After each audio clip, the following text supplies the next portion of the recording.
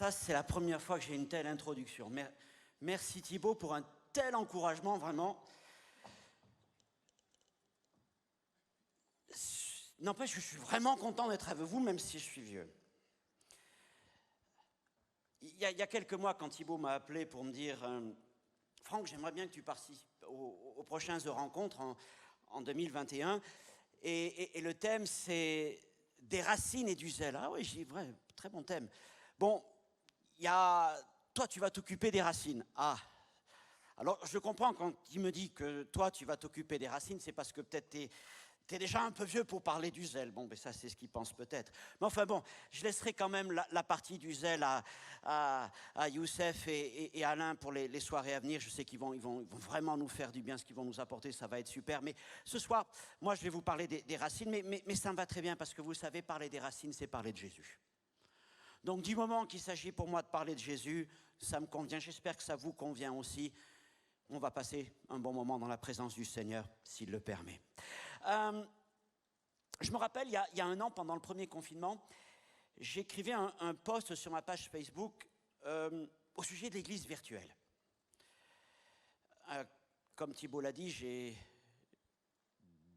un gars qui est un ado, qui a 14-15 ans et qui passe pas mal de temps sur l'ordinateur. Et bon, moi j'en passe pas mal de temps aussi, mais pas pour les mêmes choses.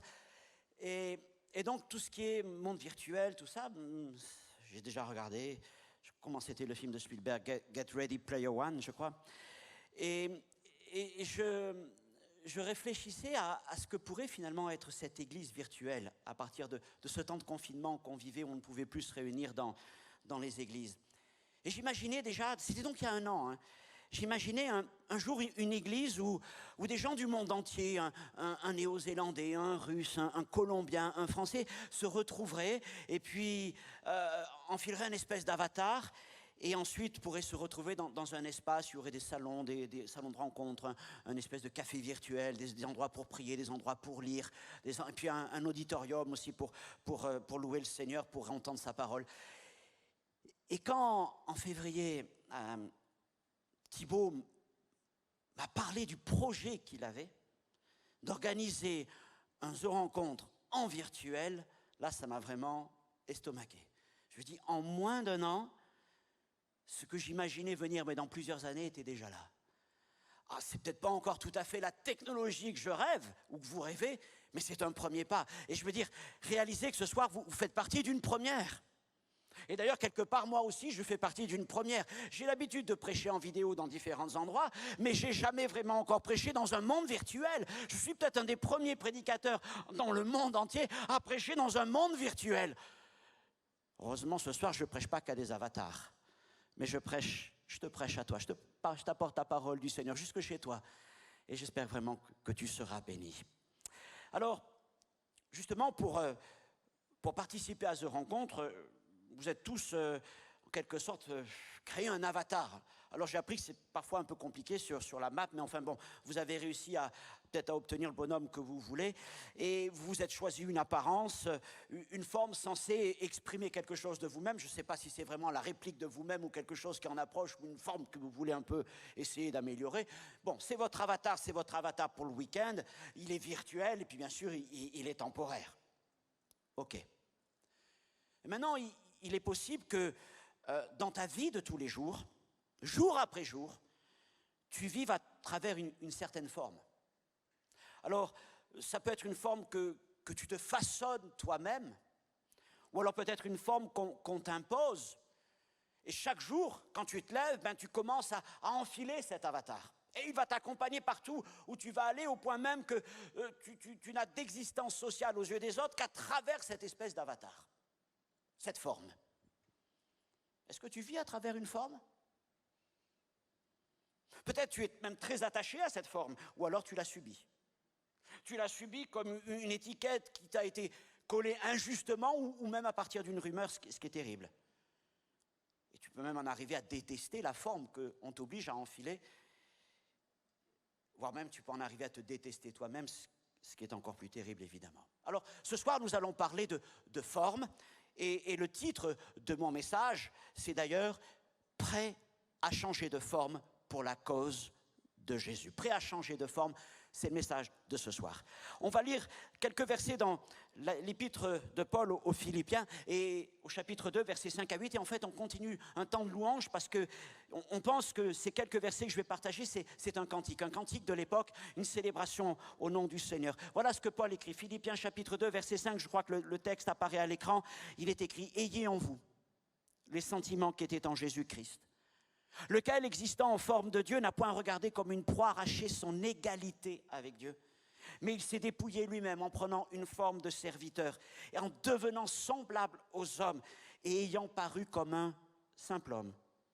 Et il s'est humilié lui-même, se rendant obéissant jusqu'à la mort, même jusqu'à la mort de la croix. » Je voudrais simplement que nous puissions fermer nos yeux quelques instants pour remettre ce moment au Seigneur. Seigneur, ce temps de prédication, de partage de ta parole, nous voulons avant tout que ce soit un temps qui glorifie ton nom.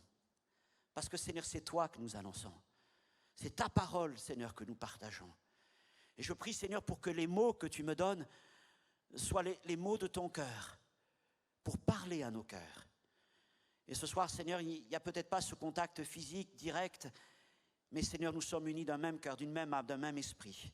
Et là, dans les chambres, dans les maisons, dans les appartes, je te prie de parler directement. Seigneur, ces moments sont à toi. Ces moments sont pour que tu accomplisses une œuvre extraordinaire dans les vies par ton esprit et ta parole. Amen. Dans le texte qu'on vient de lire, il est question deux fois de la forme de Jésus. D'abord, il est question de sa forme éternelle. Jésus, le Fils, existait de toute éternité en forme de Dieu. Et puis quand il est venu parmi les hommes, la Bible nous dit donc dans ce passage qu'il a pris une forme de serviteur, une forme de Dieu et une forme de serviteur. Et évidemment, quand on considère les deux, il y a un écart immense. Et le passage d'une forme divine, d'une forme de Dieu, à cette forme de serviteur est appelé par Paul un dépouillement, voire même dans certaines traductions, un anéantissement. Alors l'idée de forme peut se définir de deux manières. Elle peut faire référence à ce que nous sommes, c'est-à-dire ton identité propre, ce que tu es intérieurement, profondément, et peut-être les autres n'ont pas encore découvert ce que tu es, mais tu l'es. Et puis elle peut faire aussi référence, cette idée de forme, à l'apparence extérieure, à l'image que l'on veut donner de soi-même, ou comme je le disais parfois, à l'image qu'on nous impose. Et cette image passe par le statut social, l'habillement, l'apparence physique, en fait, tout ce que tu vas essayer de projeter de toi-même. Alors je termine cette intro par trois questions qui vont nous conduire tout au long de ce moment. Premièrement, sous quelle forme aimes-tu paraître? Deuxièmement, quel dépouillement serais-tu prêt à consentir pour le salut des hommes? Et troisièmement, quelle forme es-tu prêt à revêtir en obéissance à l'appel du Seigneur? Et ce soir, il est évident que je ne parle pas simplement de cet avatar que tu t'es créé pour cette occasion, mais d'un engagement pour la vie avec Jésus-Christ. Alors, je veux revenir tout d'abord sur ces deux formes de Jésus que j'évoquais il y a quelques instants. On va les approfondir pour en tirer tout le bénéfice de l'enseignement pour nos vies. Et donc, d'abord de dire qu'avant son incarnation en Jésus est homme, le Fils existait de toute éternité et il existait en forme de Dieu, écrit Paul. Qu'est-ce que ça veut dire? Ça veut dire qu'il était de la même nature que le Père, de la même substance que le Père, du même éclat, de la même beauté, de la même puissance. Et tout en lui reflétait la gloire de Dieu. Il y a deux versets qui sont magnifiques, je les lis, ils apparaissent à l'écran. Le premier dans l'Épître aux Colossiens, chapitre 1er, où il est écrit que il, le Fils, est l'image du Dieu invisible, le premier-né de toute la création. Et tout a été créé par lui et pour lui. Et il est avant toute chose, et toute chose subsiste en lui. Et cet autre verset dans Hébreux 1.3, c'est vraiment un verset extraordinaire, je le trouve magnifique. Il est écrit, le Fils est le reflet de la gloire de Dieu et l'empreinte de sa personne. Donc, premièrement, existant en forme de Dieu, ça veut dire qu'il est de la même nature que le Père. Et deuxièmement, il était au même rang que le Père. Paul parle de son égalité avec Dieu. Ça veut dire que le Fils n'était pas subordonné, il n'était pas inférieur au Père. Il était au même niveau que le Père et les anges servaient le Fils comme ils servaient le Père. Voilà, ayant dit ces choses rapidement, ayant parlé du Fils éternel, considérons qu'à un moment, par obéissance au Père et par amour pour les hommes, ce Fils ne s'est pas battu pour défendre ses droits et ses privilèges, sa forme divine, mais il a laissé tout ça et quelque part, il s'en est dépouillé.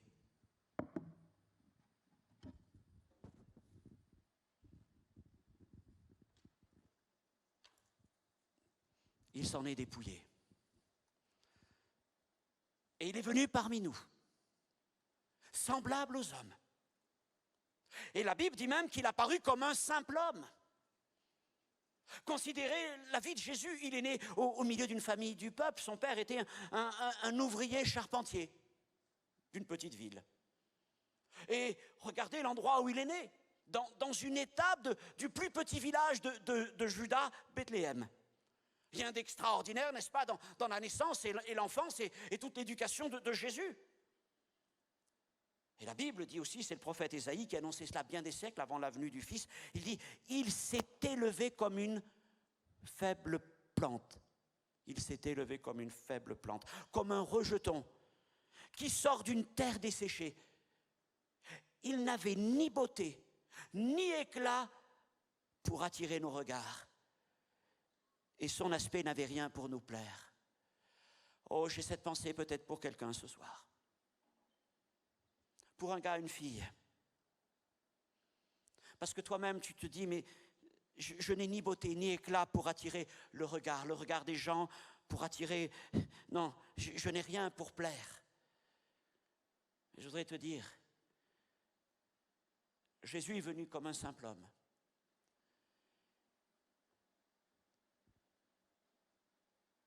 Et tu marches dans les voies du Seigneur.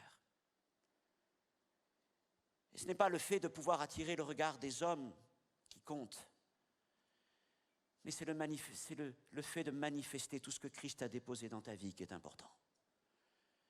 Et il viendra un jour où les hommes tourneront leur regard vers toi, parce qu'ils verront en toi briller quelque chose qu'ils ne trouveront nulle part d'autre. Ainsi, Jésus est venu comme un simple homme. Et Paul va plus loin puisqu'il va dire qu'il a même consenti à s'abaisser jusqu'à prendre une forme de serviteur. Jésus aurait pu paraître comme un ange. Mais il est écrit, Hébreux 2:9, qu'il s'est abaissé en dessous des anges. Il s'est abaissé en dessous de ceux qu'il servait de toute éternité. Il aurait pu paraître comme un roi, comme un prince, après tout. Il est descendant de David. Il aurait pu paraître comme un chef militaire. N'était-ce pas ce que Israël recherchait ? Mais il est apparu sous la forme la plus méprisée de son temps, un serviteur, un doulos, dit le texte, c'est-à-dire un esclave. Jésus est venu parmi nous comme un esclave. Et Ésaïe continue toujours au chapitre 53 en parlant du Fils prophétiquement, il dit, mais méprisé et abandonné des hommes. Homme de douleur et habitué à la souffrance, semblable à celui dont on détourne le visage. Nous l'avons dédaigné. Nous n'avons fait de lui aucun cas. Voilà, nous sommes encore en train de parler de celui qui était le Fils éternel, qui était de la même substance que le Père, qui était au même rang que le Père, et qui s'est abaissé jusqu'à être un serviteur. Il n'est pas venu pour être servi, il le dit lui-même, mais Jésus a dit qu'il est venu pour servir les hommes, pour se tenir au milieu d'eux. Et dans son amour pour eux, Jean nous dit même qu'il s'est dévêtu de sa robe, de sa tunique, pour paraître tel un domestique de la maison, et il s'est mis aux pieds des disciples pour laver leurs pieds. Et c'est dans cette forme de serviteur, de doulos, qu'il persévéra jusqu'au bout de son ministère, jusqu'à la mort de la croix. Et là, attaché au bois, en homme de douleur, frappé de Dieu et humilié, Jésus, le Fils de Dieu, le Fils éternel, le Roi des rois, était exposé nu au regard et au mépris des passants. Il était le serviteur donnant sa vie comme la rançon du salut de plusieurs. Alors à la croix, où était donc sa forme glorieuse? Où était sa forme éternelle, sa forme divine? Il n'y avait plus rien de tout cela. Pouvons-nous alors imaginer et concevoir les sentiments d'amour, d'humilité qui étaient en Jésus? Considérons encore qu'il était le plus élevé, jusqu'au rang le plus haut, dit la Bible, jusqu'au rang le plus haut, mais il s'est abaissé jusqu'au rang le plus bas. Il était plein de gloire, il a paru méprisable. Il était plein de force, il a paru plein de faiblesse. Il était plein de richesses éternelles et il est venu dans sa pauvreté. Mais pourquoi a-t-il donc consenti une telle humiliation, un tel dépouillement? Afin d'être faible avec le plus faible. Afin d'être méprisé avec les plus méprisés, pour les élever, pour les relever. Jésus s'est abaissé au plus bas, afin qu'aucun ne soit laissé en dessous de lui. Et je voudrais te dire ce soir qu'il n'est personne qui soit trop insignifiant pour que Jésus ne se soit pas abaissé à son niveau. Jésus est venu jusqu'à toi aussi, quelle que soit ta situation ce soir. Et voilà donc que l'apôtre Paul nous encourage à avoir les sentiments qui étaient en Christ. Alors, quels sont donc ces sentiments que nous devons développer ? À quoi nous devons nous attacher? Et puis d'abord, à quoi nous attachons-nous aujourd'hui? Quel regard poses-tu sur toi-même? Sur ton présent, sur ton avenir, sur tes espérances, sur tes projets? Peut-être des projets de réussite, bien sûr, peut-être aussi qu'est-ce que tu considères te concernant toi, sur ce que tu as accompli, peut-être ton parcours scolaire, ton parcours sportif, j'en sais rien. Peut-être la propre dignité, ta dignité, comment tu te vois vis-à-vis des autres, etc. Et tu te dis alors, comme beaucoup d'hommes, mais mon désir c'est d'aller plus loin, c'est d'aller plus haut, c'est d'aller plus fort. Avec peut-être encore cette pensée de vouloir même donner une meilleure image de toi-même. Et tu te dis, mais je veux chercher une meilleure forme pour moi-même, une meilleure apparence pour moi-même. Mais maintenant, qui d'entre nous est prêt à laisser ses droits, à laisser ses avantages, sa forme, sa condition, pour paraître faible et méprisable afin de servir son prochain? Qui véritablement parmi nous cultive les sentiments qui étaient en Jésus-Christ, qui n'a pas regardé sa position comme un avantage à conserver coûte que coûte,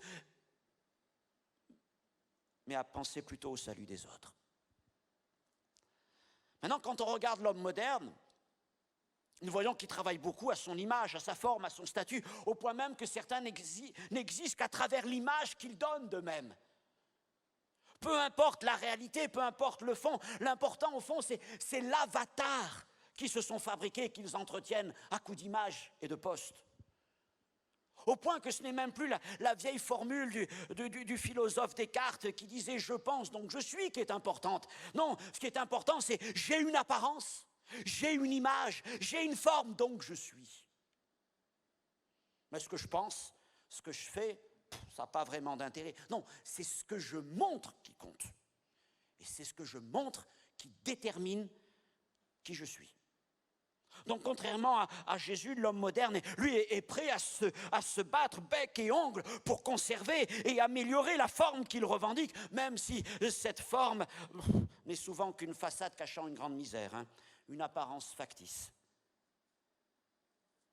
Et l'homme moderne est toujours à la recherche d'un statut toujours plus élevé, d'une apparence toujours plus étincelante et avantageuse. Oui, il s'intéresse avant tout à son image. L'image, c'est ce qui compte. Ça, c'est l'homme moderne. Ce qui est un peu plus ennuyeux quand même, c'est quand cette idée commence à s'enraciner dans le monde chrétien. Et nous voyons des chrétiens, jeunes, moins jeunes peut-être, qui vont dire, mais j'ai une forme, et j'ai une image, j'ai une condition par laquelle j'existe. Par exemple, certains vont dire, mais moi je suis fils de Dieu, je suis une fille de Dieu, je suis un héritier de Dieu. Et quelque part, ils font de ça une forme à laquelle ils s'attachent. Finalement, ils cherchent alors dans l'Évangile des raisons ou des moyens même, pour s'élever. Et souvent, dans certains enseignements ou sur les posts, les réseaux sociaux, on va avoir toutes sortes d'idées autour de la forme. Ma forme, mon image. Ce qui est important, c'est mon image, mon identité, ma destinée, mes avantages, mes bénédictions. J'ai même vu mes promotions. Dieu doit me promouvoir. Ça, c'est le Dieu qu'ils recherchent. Maintenant, qu'en est-il si Dieu leur demande d'abandonner leur image pour paraître tel un doulos, un esclave, un simple homme, au milieu de ceux vers qui il veut les envoyer? Alors, sommes-nous prêts à un tel sacrifice? Es-tu prêt à une telle obéissance? Mais j'en vois beaucoup, même dans l'Église, qui vont dire, mais Seigneur, je ne peux pas abandonner cette forme. Je ne peux pas risquer de tout perdre. J'ai travaillé dur pour paraître ainsi. Et puis, c'est comme ça que j'aime paraître dans ma famille, dans mon travail, dans la rue, dans mon collège, dans mon lycée, et puis sur Instagram, et même dans l'église, et même dans mon service.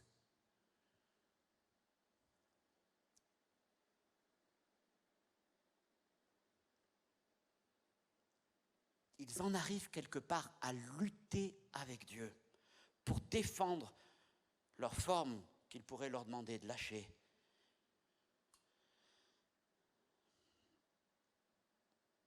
Alors ce soir, je pose encore cette question. Quelle forme donnes-tu de toi-même? Et à quel point y es-tu attaché? Y es-tu attaché jusqu'à te battre comme un fauve auquel on arracherait une proie de la gueule, en disant, mais ça, ce sont mes droits, ce sont mes avantages, ce sont ma promotion, mon image, ma destinée, etc., etc., etc. Et on a l'impression que parfois, les enseignants, les prédicateurs et pasteurs ne savent plus quel mot trouver. Ils doivent prendre le dictionnaire des synonymes pour essayer de trouver encore un mot qui n'a pas été utilisé, pour essayer de flatter davantage les croyants, pour les monter encore plus haut, en se disant comme ça, si je les fais monter, si je les fais gonfler, ils vont encore continuer à me suivre. Et du coup, on pense que c'est ça, on pense que la vie chrétienne, oui, c'est encore une fois ma promotion, ma destinée, mon avenir.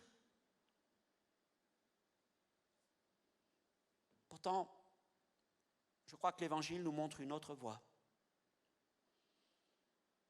Et cette voie, c'est la voie de Jésus. Et c'est la voie du renoncement à sa forme. Et nous l'avons vu, il n'y a personne qui, comme Jésus, a renoncé à une forme aussi excellente que lui.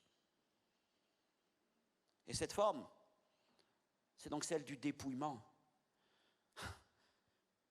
Encore une fois, dans certaines versions, le mot dépouillement est traduit par anéantissement. Je vais vous dire, parfois, quand on se lève pour servir le Seigneur, c'est un véritable anéantissement. Ce n'est pas simplement jeter sa veste par terre. C'est un anéantissement.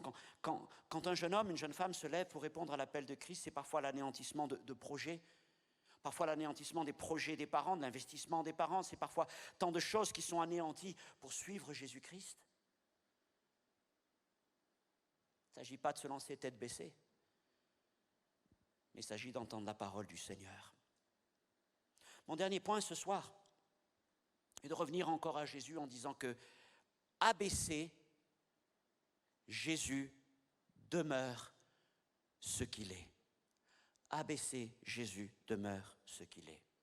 Jésus, existant en forme de Dieu, était égal avec Dieu. Donc de toute éternité, le Fils était pleinement Dieu. Il possédait la forme la plus élevée, la plus glorieuse qui n'ait jamais existé. Aucun ange ne pourrait lui être comparé. Pourtant, il n'a pas considéré son égalité comme son avantage. Il n'a pas considéré ses droits comme quelque chose à revendiquer ou une situation même de laquelle tirer profit.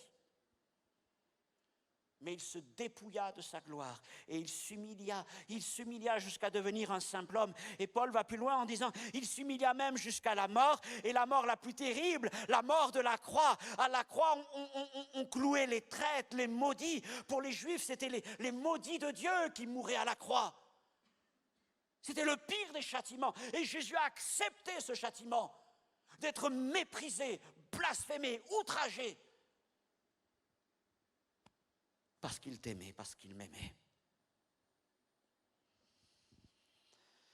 En devenant homme et esclave, le Fils renonçait donc temporairement, j'insiste, à sa position éternelle et glorieuse. Parce que nous savons ensuite que le Seigneur a été relevé. C'est ce que dit la suite du texte. Le Père l'a relevé d'entre les morts et l'a souverainement élevé. Oui, encore une fois, celui qui désire une élévation de Dieu doit d'abord chercher un abaissement de la part du Seigneur. Et je vais vous dire que ce dépouillement que Jésus a consenti donc, c'était peut-être un renoncement à une forme extérieure, à une gloire qui était la sienne. Mais ce n'était pas un renoncement à qui il est de toute éternité. Ce n'était pas un renoncement à sa nature profonde. Car après son incarnation, quand il est devenu homme, quand il est devenu simple serviteur, Jésus restait encore pleinement Dieu. Il était pleinement homme, mais il est resté aussi pleinement Dieu. Il a abandonné une forme extérieure, mais intérieurement, il est resté fils de Dieu. Et pareillement, même en renonçant à notre forme, à notre image, à nos avantages, à notre destinée, à notre promotion, par obéissance à l'appel de Dieu, je vais vous dire, je peux me dépouiller de certaines choses, voire même laisser le Seigneur anéantir certains projets, mais ma nature ne change pas. Ma nature ne change pas. Notre forme intérieure ne change pas. Nous demeurons ce que nous sommes en Jésus-Christ. Fils et filles de Dieu, disciples de notre Seigneur. Il ne s'agit donc pas de se vider de qui nous sommes, mais tout simplement de ce que nous voulons paraître aux yeux des hommes.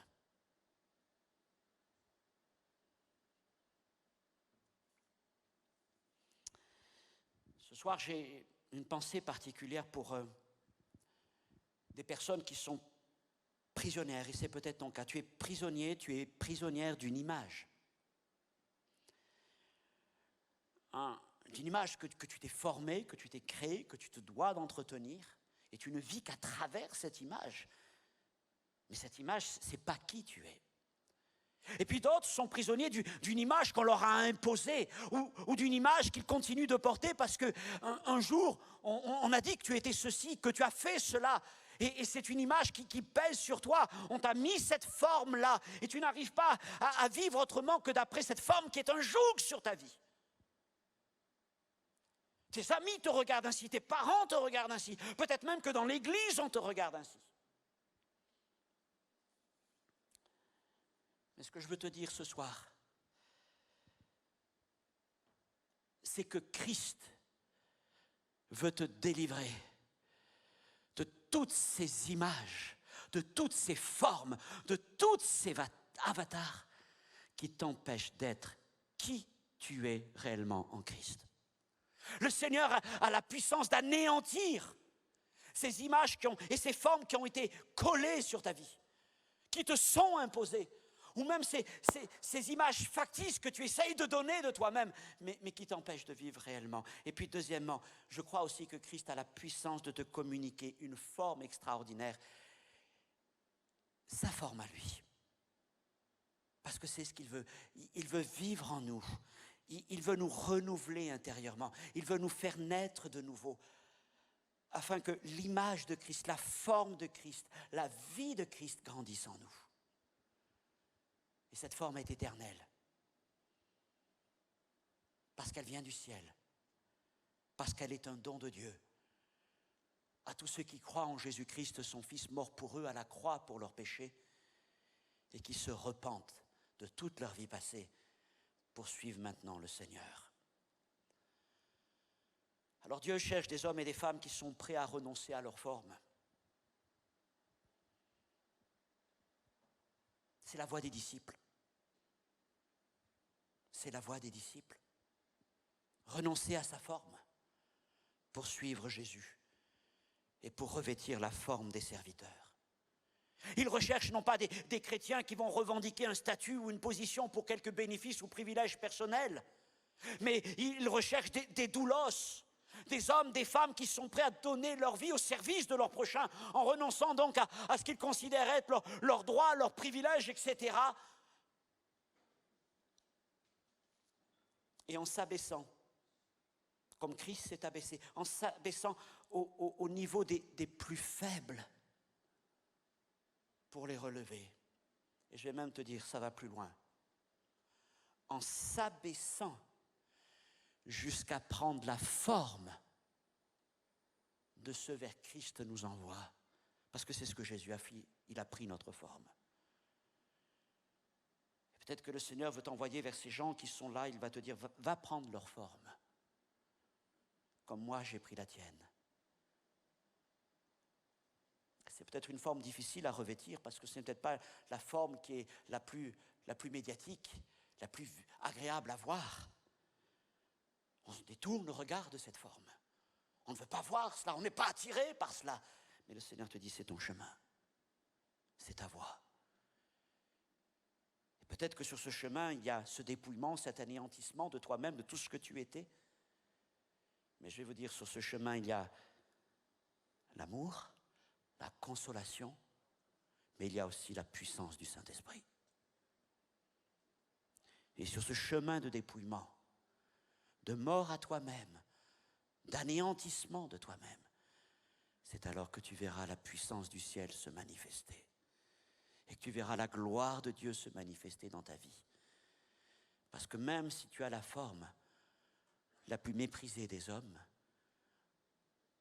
à l'intérieur, tu posséderas la forme éternelle du Fils de Dieu. Je vais inviter la louange à me rejoindre sur l'estrade. Ils vont nous conduire dans un temps pour nous approcher encore plus du Seigneur, comme nous l'avons fait tout à l'heure. Et je te pose donc cette question, là où tu es, chez toi, dans ta situation. Peut-être que ce message vient en confirmation de choses que Dieu a déjà déposées dans ta vie.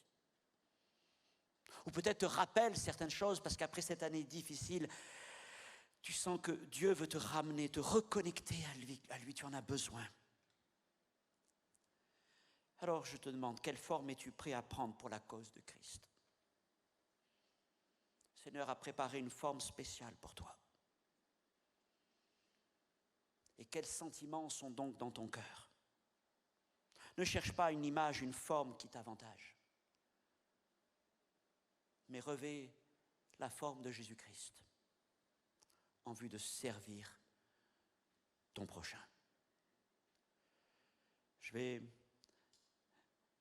incliner mon front, prier, je voudrais prier avec vous. Et puis ensuite, le groupe de louanges et Thibaut nous conduiront dans un temps de prière et aussi d'appel. Seigneur mon Dieu,